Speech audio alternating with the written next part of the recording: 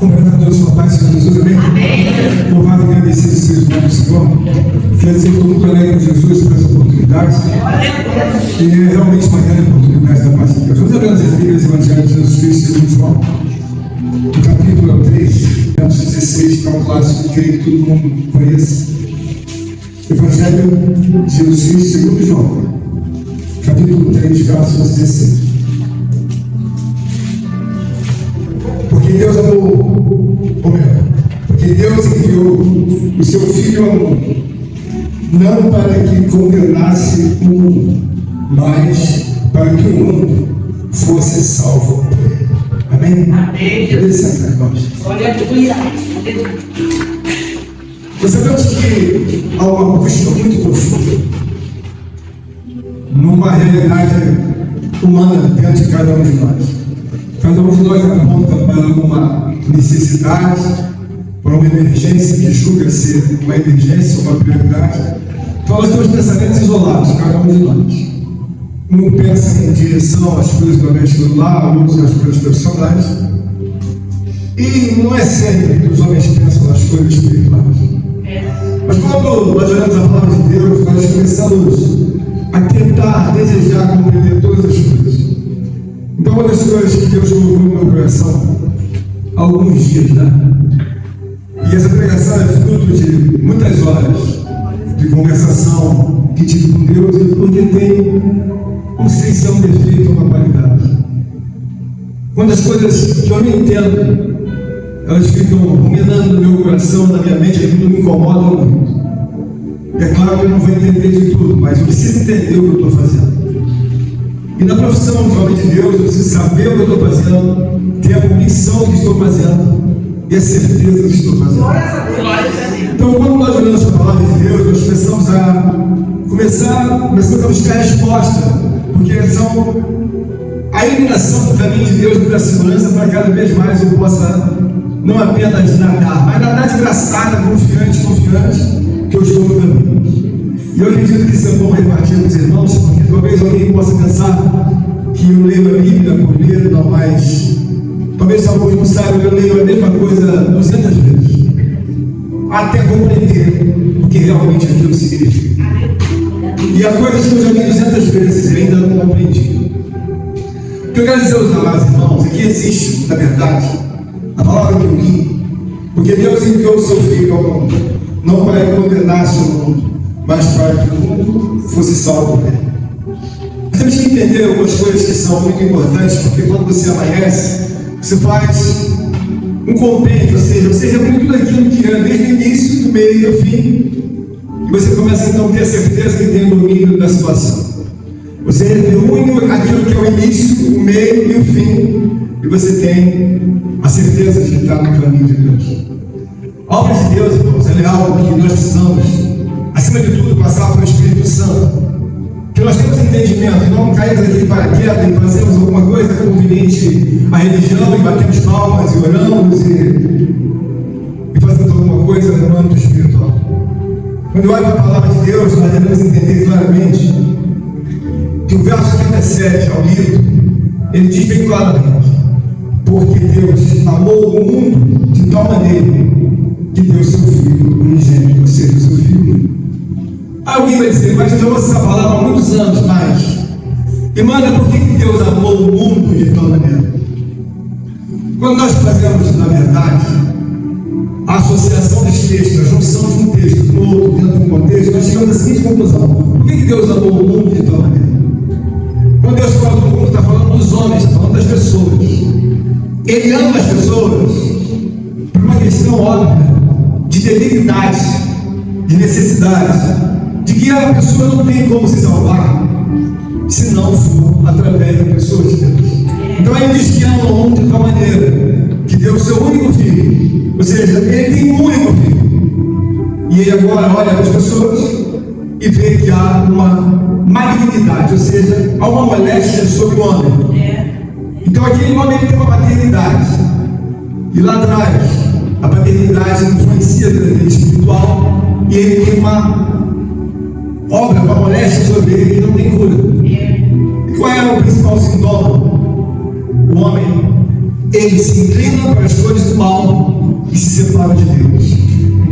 naturalmente nasce aguerrido nessa natureza, que não é uma natureza, é uma influência espiritual.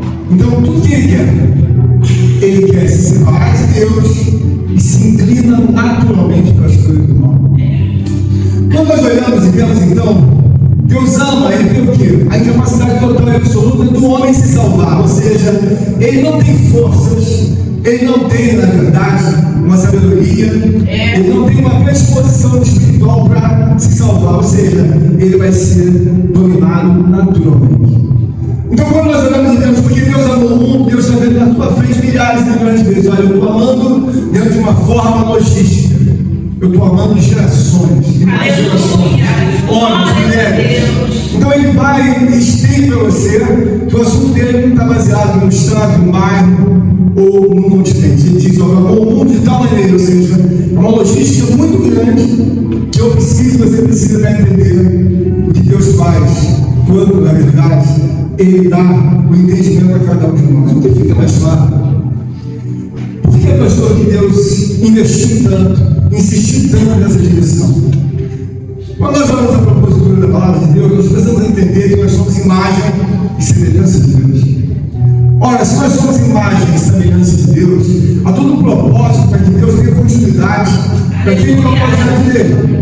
Então, se nós somos imagem e semelhança de Deus, ele vê que a imagem e semelhança de Deus estão indo dentro de uma direção de condenação eterna e de malignidade, em que nenhum homem pode, entrar, falar, fazer e resolver. Bom, esse é um assunto de malignidade, em que não há nenhuma possibilidade de Deus entrar como um homem terreno temporal. Não há essa possibilidade.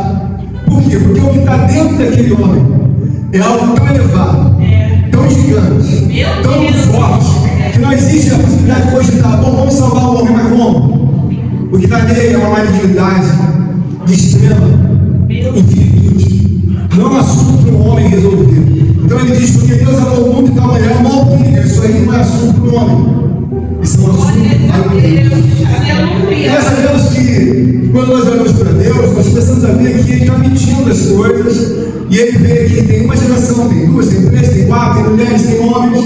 Ele já fez a criação, o homem é a coroa da criação. Aleluia! E por que o homem é a coroa da criação? Porque intencionalmente Deus colocou o homem para que pudesse glorificar a Deus e ter comunhão com ele. Então, quando o homem lá atrás cai, ele caiu. Mas a Bíblia diz então que Deus amou o mundo de tal maneira. Ele olhou para eles e viu: não se levantam nunca. Por quê? Porque o que eles têm na vida deles é incurável. Nenhum homem pode, na verdade, fazer a mudança que só Deus pode fazer na mente e no coração do homem. Então o homem, ele é uma pessoa, por natureza, um doente espiritual. Ele vai, em todo o tempo, fugir dos negócios de Deus e se atracar com aquilo que seja a obra do mal. O Espírito falou que aquele que é nascido de Deus, ele se afeiçoa a Deus. Mas aquele que, na verdade, não nasceu de Deus, ele se afeiçoa às coisas do diabo. Ele não tem o entendimento, o discernimento de que quando Deus amou o mundo de tal maneira, ele começou a olhar a incapacidade do homem. O homem é mau por natureza. Ele é mau, mas muito mau. Ele não é pouco, não. Ele é a criatura mais maligna que nós temos diante, da face da terra. Mas ao mesmo tempo, a Bíblia diz que ele é a coroa da criação, ou seja, ele é o único da criação que tem a imagem e a semelhança de Deus. Então ele pensa, ele tem intelectualidade, ele tem a racionalidade, ele começa a ter o sentimento, a sensibilidade, porque essas coisas não foram, na verdade, tomadas do homem, mas a capacidade espiritual foi levada de uma forma muito abrupta. Então o homem não se levanta, a não ser pela pessoa de Deus. Quando nós colocamos a lei das coisas no lugar, nós precisamos entender o lugar de cada coisa. Deus amou o mundo, mas por que ele amou o mundo? Ele quer? Porque ele viu milhares de milhões, olha, eles não se salvam. O que nós temos que fazer? Eles não têm salvação, nem a criança, nem o velho, nem o adulto, nenhum deles. Mas por quê? Porque em Romanos, Paulo mostra o discernimento dessa palavra. Porque todos os pecados instituídos foram para a glória de Deus. Todos. Então Deus, quando olha o homem, Ele não está olhando se é uma criança, se é um adulto, se é um velho. Ele olha e vê qual é a paternidade deles. A paternidade é de amor. Porque eles são inclinados claramente a fazer o mal e a se separar de Deus. Então começamos a olhar esse assunto com uma certa gravidade maior. Porque às vezes nós olhamos para uma pessoa, olhamos para outra e ficamos sem entender. Aí o outro fala: olha, você não quer me julgar, irmãos, a coisa que eu mais faço na minha vida e quero fazer até a minha morte é julgar. Eu quero julgar todos os dias, todos os momentos, não fazer um mau julgamento, mas eu quero fazer julgamentos de manhã até a noite. Porque quando eu faço um julgamento que seja da vontade de Deus, eu tenho uma direção precisa. Por quê? Porque uma das coisas que você faz na vida é um julgamento. Alguém que vai casar com uma moça, eu duvido que alguém vai colocar bem na mão dela e não faça um julgamento, a moça ou o rapaz. Você começa a fazer, bom, essa moça é assim, assim, assado, esse rapaz é assim, é da família A, B, C. Eu tenho que fazer julgamento. O que Deus fala em rejeito de situações é quando você faz um mau julgamento. E já esqueci me repudiando maus julgamentos. Agora, quando você tem o entendimento da paz de Deus, alguém vai dizer: mas por que Deus amou o mundo? Porque o Deus tem um amor muito grande, um amor água. Tá, mas por que é amor? Porque quando você vê uma pessoa doente, quando você vê uma pessoa no estado, sabe, terminal, você olha para ela, aí você vê ela em pele e ossos. Não sei se alguém viu alguém no hospital, eu já vi. Pesava 85, e agora? Pesa 28. Aí quando você olha, você fala assim: bom, ela ou ele estão mais perto da morte do que da própria vida. Quando Deus olha para o homem, Ele vê o homem, Ele é um paciente, que Deus olha, e Deus fala: é um paciente terminal. Porque o paciente terminal, quando você olha para ele, o médico às vezes dá 10 dias, dá 15, e alguns médicos dizem assim: pode levar para o hospital tal câncer, porque lá é lugar para paciente terminal. Deve ficar vivo mais de 10 dias, 8, 10, mas vai terminar o ciclo dele. Espiritualmente, você olhando com olhos espirituais, o homem, ele é um paciente terminal. Ele é dentro de um contexto que a palavra de Deus diz que ele está condenado. E por que ele está condenado? Porque a paternidade dele, ela tem uma raiz maligna. Ele, quando vem a florescer na terra, que Deus permite o nascimento dele, você não precisa ensinar nada de errado para a criança. Sozinha ela aprende a mentir. Sozinha ela aprende a fazer coisas que você não vai ensinar. Mas quem ensinou isso para ela? A natureza dela é isso, ela vai fazer isso. Você nunca ensinou o filho a dar tapa na cara do pai. Quantas vezes eu vou no mercado, vejo a criança assim, pá! Quem te ensinou isso? É a natureza dela. Então ela é boazinha porque dá tapa na cara do pai. Ela se estribucha toda, quer jogar no chão, quer sair do colo. Por que ela faz isso? Porque a natureza é Deus.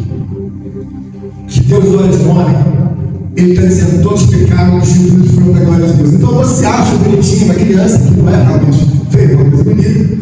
Mas esses homens que você vê, que são os terríveis homens, já foram bonitinhos, já foram colocados no colo, já foram balançados, sacudidos. Meu Deus! Mas de repente, quem é esse? Eles são maiores de todos os terroristas que nós temos no mundo. Quem é essa mulher? Essa mulher tem 15 crimes, já matou não sei quantos filhos, já matou o filho, já matou a mãe.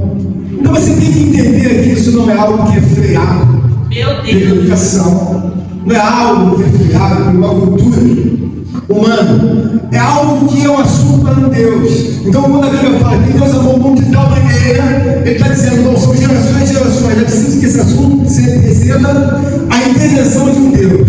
Por quê? Porque quem está maior, quem é o maior na maternidade espiritual, é o próprio Deus, através de Jesus Cristo. Aleluia. Quando você vê algo que é tão maligno, você fala assim: vai ali, parou aqui, mas vai ali, para ali, mas isso não é assunto bom parar. Por quê?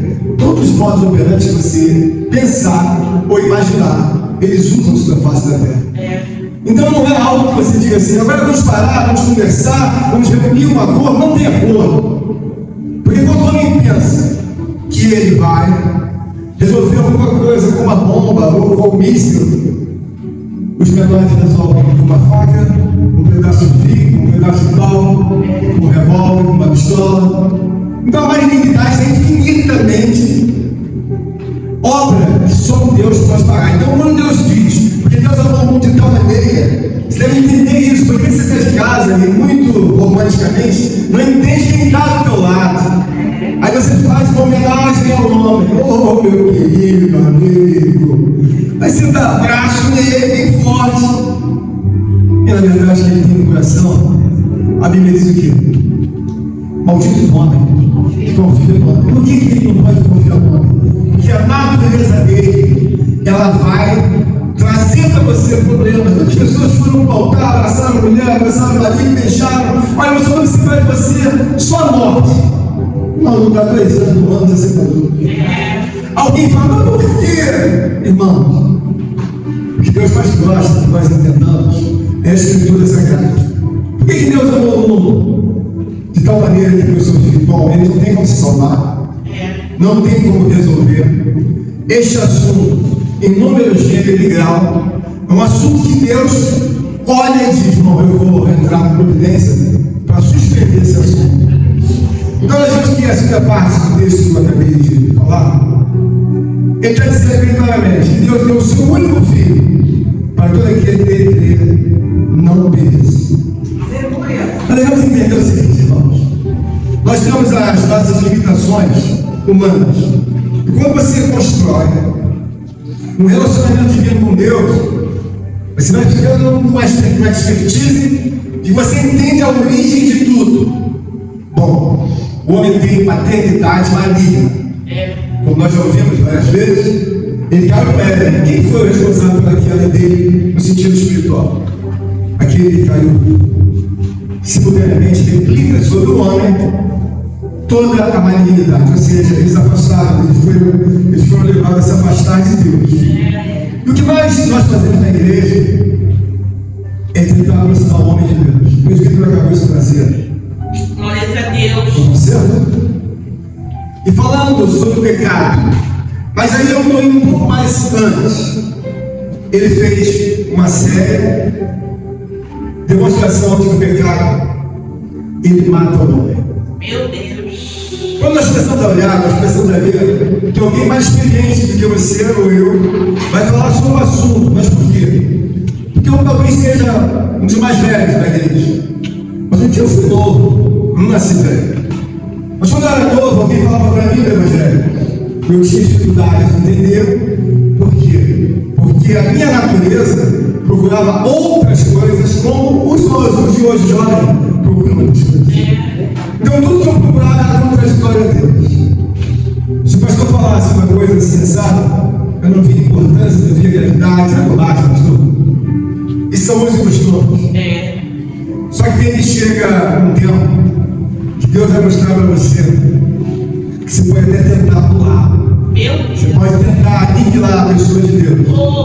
Mas Deus é uma pessoa que você deve olhar para a Escritura e com um pensamento mais profundo entender, bom, qual foi a razão desse homem publicar esse livro aqui? Ele precisa da mídia para vender? Ele precisa de algum homem para que esse livro pudesse subsistir?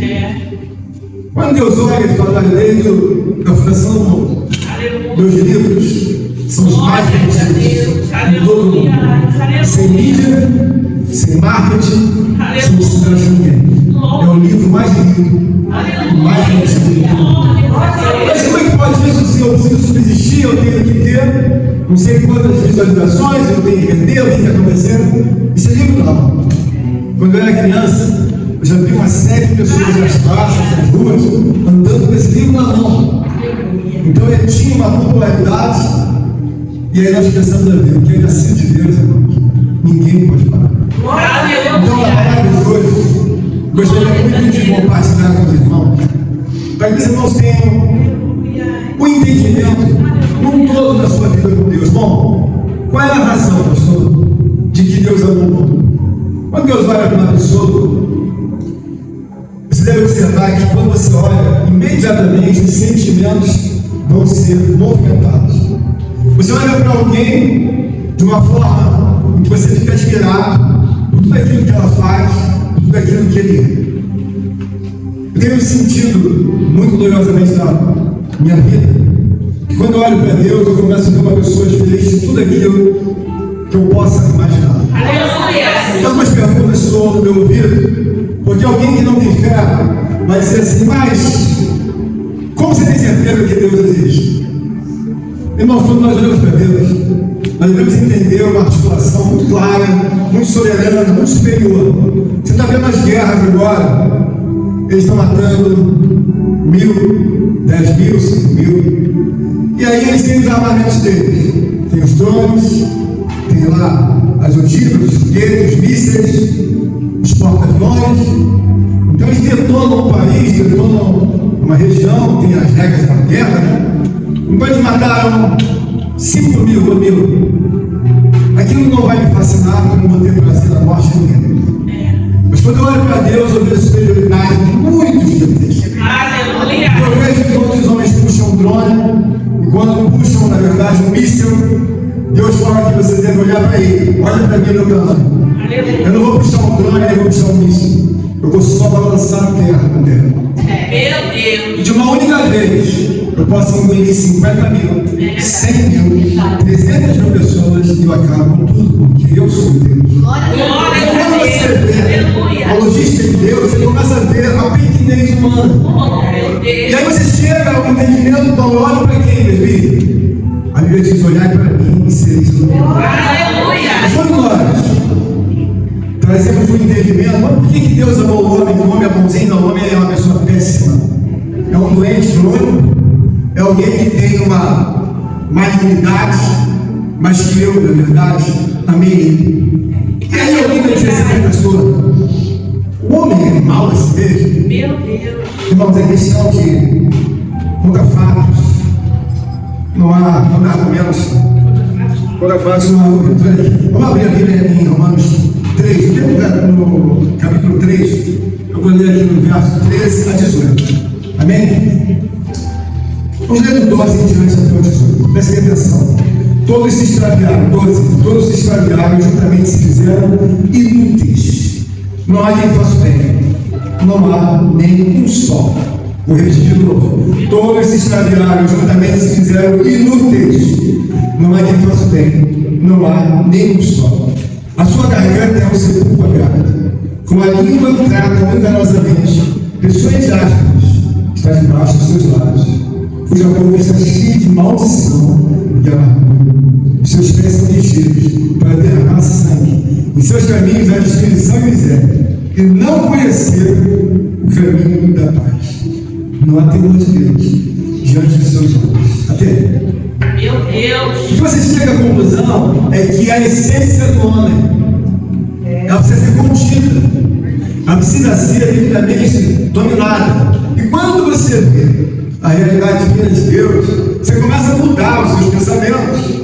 Porque às vezes você vê um homem fazer alguma coisa para você e você se surpreende como se você fosse uma pessoa dessa. Não é surpresa porque a natureza dele é essa. Ele vai te fazer isso. Meu Deus! Você não deve ficar surpreso com o que ela faz, você não deve ficar. Você não deve ficar surpreso dele cometer as coisas mais absurdas e que são noticiadas ao redor do mundo. Meu Deus! Por que eu digo isso?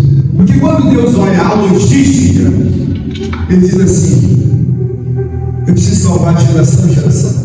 Aleluia! Nós vemos na palavra de Deus e vemos Noé.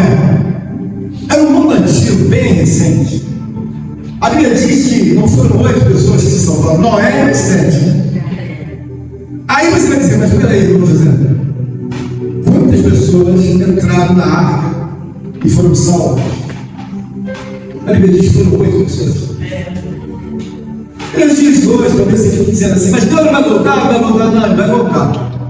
Para você ter uma ideia da logística que foi aplicada, foram 120 anos Noé pregando. 120 anos pregando e os homens ao redor de Noé zombando. Nós estamos aqui na casa de Deus. Mas alguns devem pensar ao redor que nós somos tolos, religiosos, ou que estamos ultrapassados. Eu olho para uma paridade de Noé, se salvaram 8 pessoas. E aí você começa a ver Deus, na verdade, deseja que nós tenhamos a gratidão pela salvação. Meu Deus. Você imagina que quando você olha para Deus, você fica fazendo uma pergunta: mas por que Deus tem tanto desejo de me salvar? O propósito de Deus é que eu sou imagem e semelhança de Deus. Eu fui criado para glorificar a Deus. Na hierarquia dos anjos, eu estou abaixo dos anjos. Os anjos estão acima de mim, dos homens, e os homens falam com os anjos. Quando eles têm uma comunhão, a Bíblia diz: dará a ordem aos anjos a teu respeito, e eles te obedecerão. Glória a Deus. Você começa a ver que há uma hierarquia, colocada pela palavra. E a salvação, ela é, na verdade, possível quando o homem começa a entender todas as razões. Bom, eu nasci para quê? Teu propósito é glorificar e exaltar a Deus. Você caiu. E qual é a minha inclinação? A inclinação é horrível. E agora, o presbítero hoje trouxe um conselho. Você precisa nascer de novo. Mas também. Então, essa natureza é tão ruim que Deus não quer o velho, não, Ele quer. Nós começamos a olhar, então, a ciência de uma forma muito clara. Eu amanheço de manhã, eu vou orar a Deus. Você tem dificuldade de orar a Deus? Porque eu tenho. Eu levei anos e anos para compreender por que orar. Mas hoje eu entendo claramente. A Bíblia fala que eu tenho que ter um comportamento militar. Não sei se você sabe o que é um comportamento militar. Os esportes olímpicos, eles têm um comportamento militar. E eu vi muitas pessoas do esporte olímpico, quando eu era mais novo, e no Rio é muito comum você ter pessoas que faziam esporte olímpico. Eu conheci campeões de tudo que é jeito, de judô, campeões de polo aquático, campeões de luta livre, campeões de basquete e tal. Ninguém olhava um, ninguém olhava outro. Então a gente fica condicionado a ver o que é um esporte olímpico. E não tem nada a ver com um atleta comum com um atleta olímpico.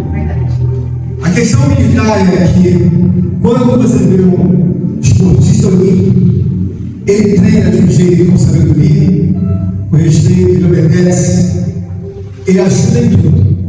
Então não é qualquer pessoa que pode ter o ser um esportista olímpico, ele tem que ter muita submissão. O que eu quero dizer para você é que você, para materializar o assunto de Deus na sua vida, ser um assunto simpático. A oração é um bombardeio.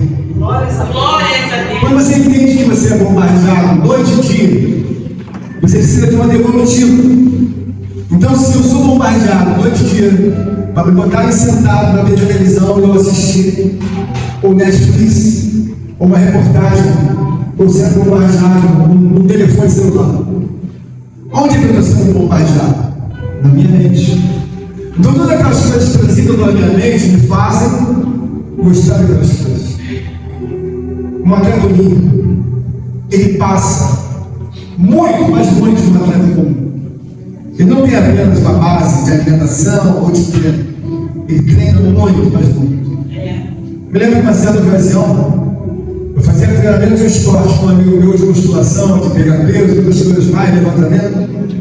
E aí fomos para a praia. Quando chegou na praia, o treino foi tão exaustivo que eu lembro que agachei com 250, com 310, 320. Quando eu dei os meus passos na praia, na areia, a sensação que me deu falei para o meu amigo que estava comigo: e aí eu não sei, acho que eu fiquei deixado. Por quê?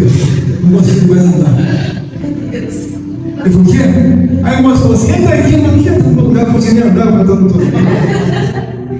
E eu pensei: fiquei deixado. Porque eu não consegui mais andar. Mas falei sério, eu falei: acho que ele já foi. Eu não consegui. A intensidade com que eu fazia os exercícios, Meu Deus, era tão, absurda, que era mais do que overtraining. Eu falei: isso aqui é paralisia. Então, o que eu quero dizer é que espiritualmente você tem que entender. aleluia. Você tem que entender a obra de Deus. Quando nós estamos falando de amor, o homem está dizendo: olha, houve a intervenção com Deus. Por quê? Você não se salva de jeito nenhum. Você precisa de um salvador. Aleluia. E aí, quando você tem uma gratidão a Deus, você começa a florescer como mulher, começa a entender por que a salvação precisa de Deus. Você não vai salvar, você está vendo você é limitado? Por quê? Porque os principais potestades do inferno, ele tem uma força, anos-luz de pessoa forte. Então, como é que ele salva? Deus enviou o seu filho. Aleluia. Porque pode vestir um dado, todas as potestades que estão entre o céu e a terra. Mas onde é que entra Jesus? No nome de Jesus. Glória a Deus. Então ele dá conta do diabo, Aleluia. dá conta de um terço dos demônios, não apenas na região celeste. Ele dá conta de todas as gerações. Glória a Deus. Nós temos Aleluia. a obrigação Aleluia. de conhecer a nossa limitação humana. Porque muitas vezes as pessoas falam assim: eu sou uma pessoa muito boa. Não, você não é uma pessoa muito boa, você é uma pessoa muito ruim. É. Você pode estar educado, você pode estar dominado pelo Espírito, mas você ainda não. Quando você viaja a respeito das coisas de Deus, você começa a entender. Quando eu cheguei na primeira vez na igreja, eu era novo, aí eu achava que todo mundo era bom, maravilhoso. É. E aí um dia eu fui levado a um presídio para fazer uma evangelização. Eu vi o que eu quis e o que eu nunca quis. O que Deus quer mostrar a todos nós Meu Deus. é que não existe uma compilação de entendimento entre a sua caixa e a minha. Tudo aquilo que Deus faz. Você precisa entender porque Ele amou o mundo. Ele falou: isso aí não tem salvação. É. Mas eu tenho propósito com eles, porque eles são imagem e semelhança nossa. Então Deus começa a mudar para você entender como é que eu coloco essa coisa em ordem. Se você não for levado a uma grande oração, o diabo vai te bombardear. E aqui quem ganha no bombardeio? Meu Deus. Quem ganha no bombardeio é aquele que se defende melhor. Como é que eu me defendo quando eu vou orar? Eu tomar os dedos e vou começar a guerra. Ele vai querer me bombardear a minha cabeça, só que tem que eu vou bombardear em cima dele. Por quanto tempo? O tempo que for necessário. Aleluia. A oração, irmãos, Oh, é glória. uma guerra que você coloca, e naturalmente a Bíblia fala: operar a nossa salvação. Tem pessoas que operam uma salvação muito superficialmente. Meu Deus. A sobrevivência fica muito difícil. Toda hora é alvejado. Ou alvejado. Por quê? Porque quando você observa a palavra de Deus, a Bíblia diz que Deus enviou o Filho dele. Ou seja, tem refúgio? Tem. Aleluia. Tem salvação? Tem. Aleluia. Espera aí, pastor, eu estou. Irmãos, não interessa. Você pode estar amaldiçoado, pode estar condenado. Glória a Deus. Mas Deus fala assim: ó, tem salvação? Tem salvação. Aleluia. Acontece que para que a salvação seja concluída, como disse o Barão Pedro, nós precisamos entender algumas doutrinas para você dizer: bom, eu estou debaixo de Cristo. Quando você está liberto do pecado, significa que o pecado não tem domínio sobre você. Você pode pecar, mas acabou o domínio. O diabo ele tem domínio aonde, na verdade, não há a devida obra de comprometimento com Deus.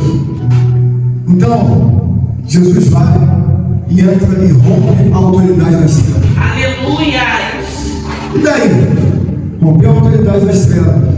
Automaticamente, ele vai te dar outra filiação espiritual. Glórias a Deus. Tem pessoas que Jesus fala: ele é filho das trevas. E tem pessoas que Jesus fala: ele ou ela é filho de Deus. Aleluia. Por quê? Porque em muitos momentos a pessoa não entende, acha que todo mundo é filho de Deus. Não. Filho das trevas é aquele que é nascido em pecado e não entende o amor de Deus, a obra de Cristo. Então o que ele faz? Seu pecado. Aí Deus olha: é nossa paternidade, não, a paternidade do outro. E está espalhado pela terra a paternidade espiritual maligna. Em todo. Então quando você orar a Deus, começa a ter o seguinte entendimento: eu sou filho de Deus, Deus mudou a minha filiação, Aleluia. eu sou filho do outro. O que pode acontecer, irmãos, que eu mesmo, por muito tempo na igreja, eu não era filho de Deus, eu era filho do outro. Por quê? Eu achava que era filho de Deus, mas não era. Eu era filho do diabo, eu ainda mentia, ainda falava palavrão. Eu tinha prazer nas coisas, como tinha um pouco de vergonha de Deus, eu não era filho de Deus. E o que Deus quer nos dar graça, que Ele enviou uma pessoa em Aleluia. forma humana, Aleluia. para que o homem olhe em forma humana.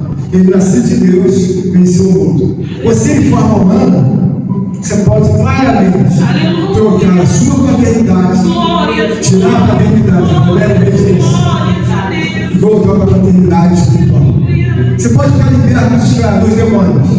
Como? Obedece. a Deus de manhã, de tarde, à noite, de madrugada, em todo o tempo. Onde eu estou guardado? Onde tu habito? Eu habito em Deus. Mas eu sei que habitar em trevas. Por que eu digo isso? Que é um momento, irmãos, que você precisa pensar, mostrando a Deus, eu entendo a salvação. Eu entendo que os homens têm uma peça temporária. Eu entendo que o homem, quando Deus diz que aquele que não crê no Senhor Jesus, ele é comparado ao mais miserável de todos os homens. Então nós temos que entender o seguinte: eu acredito em Deus. Deus é comparado ao mais miserável de todos os homens.